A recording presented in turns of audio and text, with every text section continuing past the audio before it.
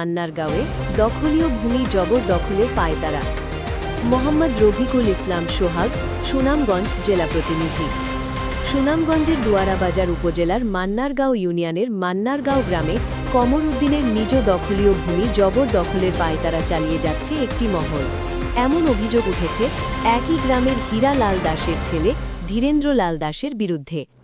শনিবার সকালে ভূমির মালিকসহ স্থানীয় একাধিক বাসিন্দা এ অভিযোগ করেন। জানা যায়, মান্নারগাঁও গ্রামের পশ্চিম পাড়ার কিত্তাচাঁদের বাড়ি এলাকায় অবস্থিত একটি পুকুরের অংশ দীর্ঘদিন আগে ক্রয় করা হয়, যা একই ইউনিয়নের যুগিরগাঁও গ্রামের বাসিন্দা কমর উদ্দিনের নিজস্ব সম্পত্তি। অভিযোগ রয়েছে, গত ৪-৫ বছর ধরে ওই পুকুরের জমির জোরপূর্বক দখলের চেষ্টা চালিয়ে আসছেন মান্নারগাঁও গ্রামের মৃত হীরা লাল দাসের ছেলে শিক্ষক ধীরেন্দ্র কুমার দাস গংরা। এই লক্ষ্যে একাধিকবার সার্ভেয়ার দিয়ে জমি পরিমাপ করানো হলেও তারা এখন পর্যন্ত দখলের কোনো ভিত্তি খুঁজে পাননি। স্থানীয় সূত্রে জানা গেছে, কমর উদ্দিনের জমি তার স্ব অবস্থানেই রয়েছে।